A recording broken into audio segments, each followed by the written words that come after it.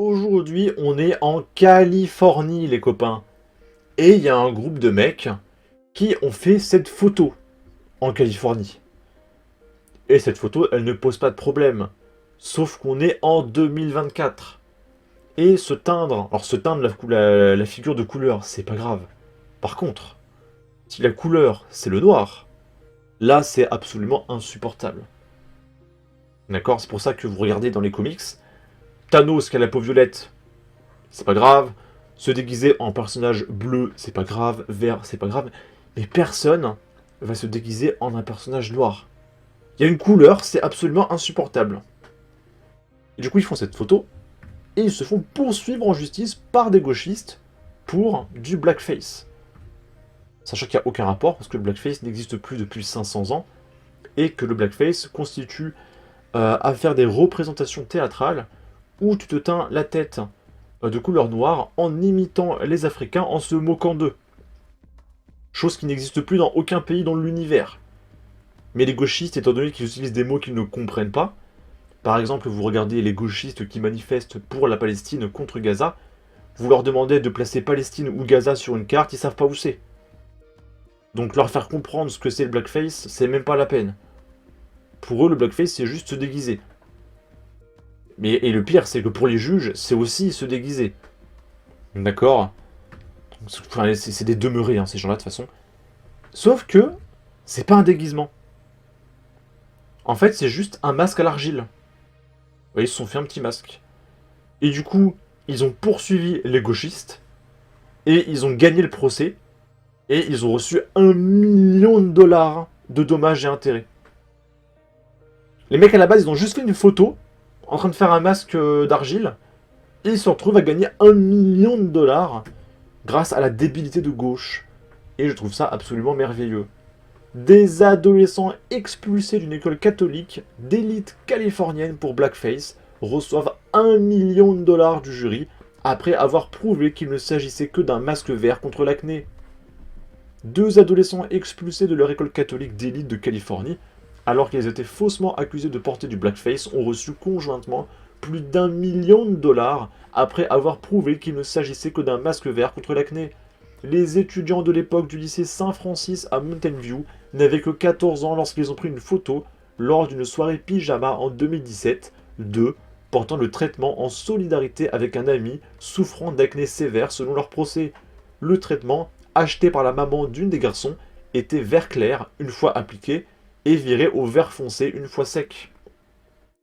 Donc si vous voulez de l'oseille, les copains, faites-vous un petit masque d'argile verte, vous faites une photo, sans contexte, une photo, vous le partagez sur les réseaux, et dès qu'il y a un gauchiste qui vous dit ouais, vous portez plainte. Et vous allez gratter 1 million de dollars. Non mais jusqu'où on va aller comme ça? Bientôt les gens qui font des masques à l'argile ou au charbon pour nettoyer leur visage vont aussi être attaqués pour blackface. Il faut arrêter de voir du racisme partout. Ils auraient dû en recevoir plus. L'arroseur arrosé. Débilité profonde. Les USA, pays de l'extravagance. L'acné, c'est raciste. Ce monde, ce putain de monde néo-progressiste. Le mec, il a la haine. Ok. Là, c'est le Jarl qui partage une anecdote complètement lunaire. Donc en gros, dans sa boîte de nuit, il a récupéré une fille complètement torchée. Elle tenait plus debout, elle tombait par terre. Il a appelé la police. Et la police voulait pas trop intervenir. Parce que c'est juste une nana bourrée. Vas-y, flemme de déplacer un camion de police pour ça. Et le Jarl tombe sur des policiers comme ça qui se baladaient dans la rue. Et il décide de l'aider. Et du coup, le policier va appeler la maman de la jeune fille pour qu'elle aille la chercher. Sauf que tout ne va pas se passer comme prévu. Parce que je rappelle que la police, c'est plus ou moins le Troisième Reich en 2024. Et c'est absolument insupportable qu'un policier ose t'appeler. D'accord? Et du coup, les policiers vont être coupables dans cette affaire. Tu vas comprendre pourquoi j'en veux souvent aux parents quant à l'éducation des gamins. Et qu'ils sont souvent les responsables principaux quand les mômes deviennent des délinquants. L'autre jour, une demoiselle dans un état d'ébriété extrêmement avancé se présente à l'établissement et on ne peut pas la faire rentrer, elle ne tient plus debout. Pire, Elle fait une dizaine de mètres et elle finit par tomber par terre, complètement comateuse. Alors la première réaction évidemment que j'ai, c'est d'envoyer les deux filles de la sécurité, Estelle et Lily, s'occuper d'elle. Et très rapidement, on se rend compte que ça va être compliqué. Alors on tente d'appeler les pompiers. Et finalement, comme dans la personne qui est simplement un état d'alcoolémie très avancé, on a du mal à faire venir les pompiers. Et il arrive une patrouille de police qui constate qu'on s'occupe de cette demoiselle et décide de nous donner un coup de main. Car oui, tu l'oublies souvent quand tu juges la police, mais ils font aussi ce genre d'action. Là, ils sont comme nous, ils se rendent compte que la demoiselle, on pourra absolument rien en faire et qu'il n'y a pas le choix, il faut trouver quelqu'un qui la ramène chez elle. Elle est seule, elle n'a pas d'amis, bref. On va se servir de son téléphone portable pour pouvoir trouver un contact qui va venir la chercher. Et alors là, je te rassure, on fait ça très très souvent. Car c'est une méthode qui fonctionne. Sauf que cette fois-là, écoute bien ce qui nous arrive. Sur le téléphone, évidemment, on trouve directement dans les contacts le nom de la maman. C'est souvent celle qui va répondre le plus vite. Mais t'es pas près de ce qui va se passer. Je passe le coup de téléphone, et là il y a un des policiers qui me dit « Attends le Jarl, je vais directement prendre la dame au téléphone. » Je leur remercie, ça m'arrange. Son rôle de policier va rassurer la dame. Alors là je te le fais simple. « Bonjour madame, c'est la police nationale. On a votre fille dans la rue, qui est en train de dormir au sol, et on vous demande si vous pouvez pas venir la chercher. » Écoute-moi bien, la réponse est dingue.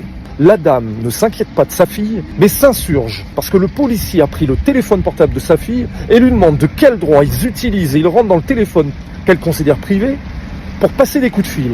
Tu l'entends bien, c'est de la vraie vie, c'est la réalité, c'est ce qu'on vit. Cette dame n'est pas inquiète de sa fille, elle est juste outrée qu'un policier puisse prendre son téléphone pour passer un coup de fil. Ça me rend dingue. Cette époque me rend dingue, ses parents me rendent dingue. Bref, le policier reste calme, bien plus que moi d'ailleurs. Il finit par trouver les mots pour faire comprendre à cette maman qu'il va falloir venir chercher sa fille. Et c'est ce qu'elle fera. Les policiers et nous-mêmes attendront plus de 25 minutes avant qu'elle vienne la récupérer. Est-ce que tu trouves le comportement de la maman normal? Le Jarl te salue. 25 minutes pour aller chercher ta fille complètement torchée, qui est gérée par des policiers. Elle n'a vraiment mais rien à péter, hein. Merci pour tous tes retours concrets du terrain, de ton terrain, et pour ton anecdote, elle ne fait que confirmer de la déconnexion de certains parents quand ils ne sont pas démissionnaires plus simplement. Non mais ça, de toute façon, c'est le gauchisme, hein. Le gauchisme t'apprend la haine de la police et des Français. Est-ce que la maman n'est pas répréhensible pénalement pour non-assistance à personne en danger, dévoiement de son rôle de parent et négligence parentale? Triste époque où les priorités ne sont plus dans le bon ordre. Révoltant sentiment d'impuissance justifié face à des parents irresponsables qui ne comprennent rien à rien. Nous vivons dans une époque formidable. Bravo à vous, à votre patience et d'avoir veillé sur cette jeune femme à qui il aurait pu arriver des bricoles pas très jolies. Soutien à vous et à la police qui œuvrait malgré tout pour la protection des autres. Force et courage le Jarl. Ok. Et pour finir, on est à Brest. La ville est en train de tomber, apparemment. Un jeune homme poignardé, plusieurs impacts de balles contre un immeuble, des voitures incendiées, nuit très agitée dans le quartier de Cargoat, ok, dans une ville de Brest, ok. Un jeune homme blessé à l'arme blanche, plusieurs impacts de balles contre un immeuble, puis des voitures incendiées. La nuit de mardi à mercredi a été très chaude dans le quartier de Cargoat, à Brest, dans le 29.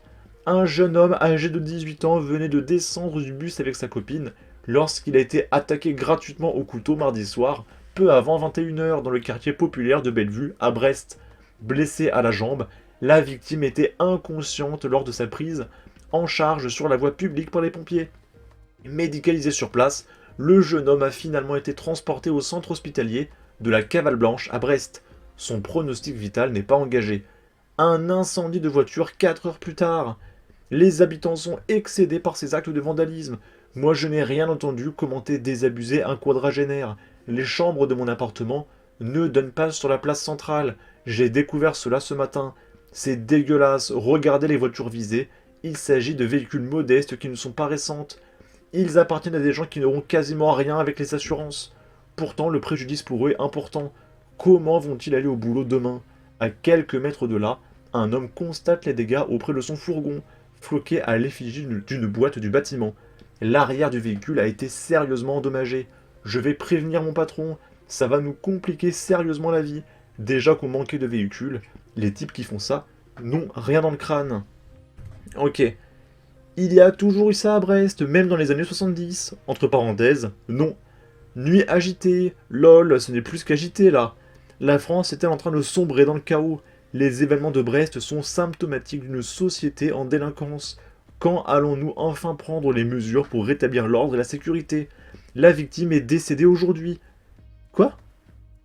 Oh, attendez, je reviens, je vais aller voir ça. Ce monsieur se trompe. Il y a en effet eu un homme qui est décédé après une agression au couteau à Brest, mais c'est un autre quartier. Parce qu'il faut se rendre compte que les agressions au couteau et les meurtres, c'est tous les jours, plusieurs fois par jour. Donc non, c'est un homme de 51 ans qui est mort poignardé dans un autre quartier, en effet à Brest. Mais c'est quelqu'un d'autre. Ok? Bon, en tout cas, n'hésitez pas à donner votre avis, votre opinion, à partager, liker, commenter, ça aidera au référencement de la vidéo sur YouTube. Abonnez-vous, suivez-moi sur Twitter et à la prochaine pour une future vidéo. Ciao!